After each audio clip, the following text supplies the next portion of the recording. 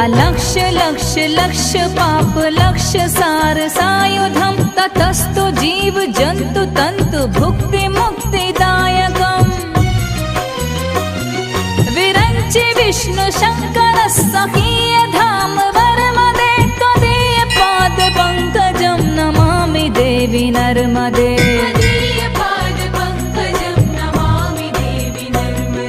Namami Devi